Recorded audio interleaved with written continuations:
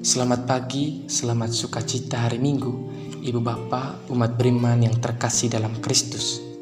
Perikop Injil hari ini mengisahkan peristiwa Yesus memberi makan 5.000 orang. Dalam banyak catatan kitab suci, kerap kali penulis kitab suci kurang memberikan informasi mengenai anak-anak dan perempuan. Maka bisa kita bayangkan betapa banyaknya orang yang diberi makan oleh Yesus. Jumlah 5.000 itu belum terhitung anak-anak dan perempuan. Kalau kita bayangkan misalnya tamu pesta nikah atau tamu pesta lainnya seperti kisah Injil hari ini, pemilik pesta pasti kalang kabut untuk memberi makan tamu undangan. Apalagi kemah pesta, pasti pakai stadion. Namun, Bapak Ibu Saudara-saudari, inspirasi apa yang dapat kita petik dari perikop Injil hari ini? Saya coba menggali Injil hari ini dengan 2 tema penting. Pertama, rezeki, dan yang kedua, ekaristi hidup. Dalam hidup sehari-hari, tidak jarang kita berdoa kepada Tuhan.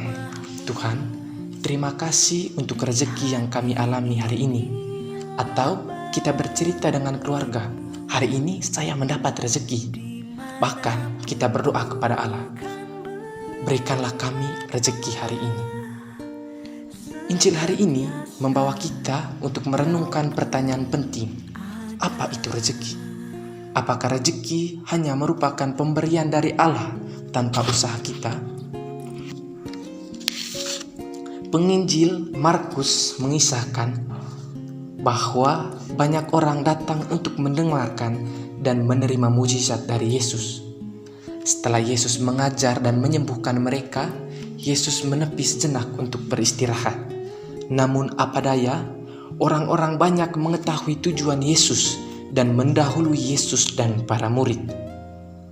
Dalam setiap peristiwa hidup harian kita, tidak jarang kita itu seperti orang-orang banyak, seperti dalam kitab suci. Kita datang dan pergi kepada Allah karena situasi hidup kita yang amat memberatkan. Yesus, Allah, adalah jawaban dari seluruh pencarian hidup kita. Hanya di dalam Allah, seluruh kerinduan kita terpenuhi. Karena pada dasarnya, Allah adalah jawaban hidup kita. Orang-orang yang mendengarkan Yesus datang dari berbagai daerah, datang dari berbagai latar belakang. Ada yang mengalami situasi kegembiraan, ada yang mengalami kemalangan, ada yang mengalami penderitaan, dan bahkan ada yang mengalami kegundahan dan kecemasan. Namun, Yesus menerima mereka. Di dalam situasi sulit dan kerinduan, kita mesti pergi dan datang dalam Yesus.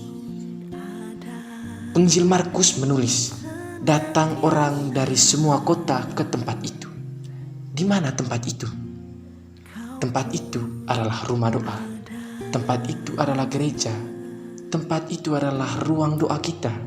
Tempat itu adalah hati kita masing-masing. Di sana Allah berdiam diri. Setelah orang-orang banyak mendahului Yesus dan para murid, Yesus melihat mereka dengan kasihan dan tergeraklah hati Yesus. Dikisahkan hari sudah mulai malam dan mereka mulai lapar. Mereka tidak memiliki makanan. Penginjil Markus menulis mereka ibarat domba tanpa gembala. Domba adalah binatang yang memerlukan perhatian dan perawatan.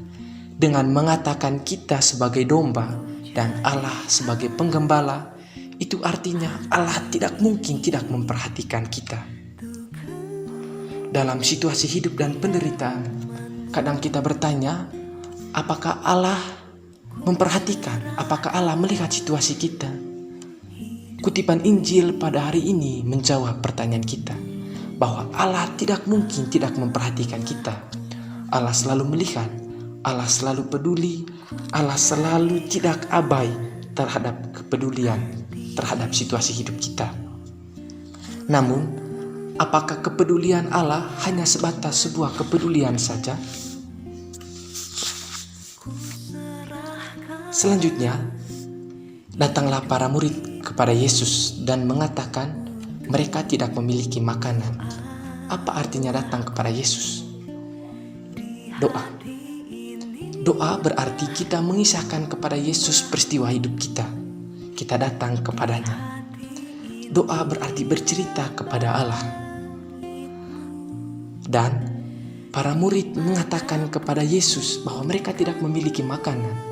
Dan para murid meminta Yesus agar orang-orang banyak pergi ke tempat penginapan dan mencari makanan. Namun, jawaban Yesus berbeda. Kamu harus memberi mereka makan. Kadang, pengalaman para murid adalah pengalaman hidup kita. Apa yang kita harapkan tidak sesuai dengan apa jawaban Yesus. Kemudian para murid berkata kepada Yesus, "Tuhan, haruskah kami membeli roti seharga 200 dinar?" Kata haruskah berarti penolakan, berarti keraguan. Pengalaman para murid sekali lagi adalah pengalaman kita. Kadang kita tidak yakin, kadang kita ragu terhadap jawaban Allah. Namun, Tuhan selalu mempunyai jawaban. Jawaban Allah adalah puncak seluruh hidup kita. Dan puncak dari seluruh peristiwa itu, yakni pertanyaan Yesus, "Berapa banyak roti yang ada padamu?" Pertanyaan Yesus ini adalah puncak dari seluruh pencarian kita manusia. Jawaban atas kesulitan hidup, jawaban atas seluruh doa dan harapan kita. Jawaban Yesus itu bukan seperti mana yang turun, tetapi jawaban dan rezeki dalam hidup kita adalah apa yang kita usahakan, apa yang kita perjuangkan. Apa yang kita perjuangkan adalah apa yang Yesus berkati dan apa yang Yesus gandakan. Rezeki adalah hal yang kita miliki. Rezeki adalah usaha. Rezeki adalah kerja keras kita. Dan rezeki adalah doa harapan kita yang digandakan oleh Allah. Itulah rezeki dan jawaban atas doa-doa kita. Jawaban dan rezeki bukanlah milik dari orang-orang yang tidak berusaha. Penggandaan yang Allah berikan tidak datang dan tidak diberikan kepada mereka yang tidak mengusahakan hidup. Maka pertanyaan kita di awal sudah dijawab oleh Yesus. Dengan demikian, hidup kita sendiri adalah suatu ekaristi. Dalam ekaristi, kita mempersembahkan hasil karya. Dalam ekaristi, kita mempersembahkan roti dan anggur. Hidup kita adalah suatu ekaristi tanpa henti. Namun, bukan berarti ibu bapak saudara-saudari tidak pergi misa. Setiap akhir misa, imam selalu mengajak para umat dengan mengatakan, "Pergilah kamu diutus." Ekaristi tidak berakhir di atas altar. Ekaristi berlanjut dalam kehidupan kita sehari-hari. Bila dalam ekaristi komuni itu dibagikan, maka hidup kita pun harus saling berbagi dan memberi. Bila dalam ekaristi ada pertobatan, maka kita pun harus saling mengampuni. Bila dalam ekaristi ada damai, maka hendaknya kita saling mengampuni dan berdamai kepada sesama. Bapak, Ibu, saudara-saudari, itulah ekaristi hidup kita. Apa usaha kita, apa niat kita, itu yang diberkati dan digandakan oleh Yesus. Amin.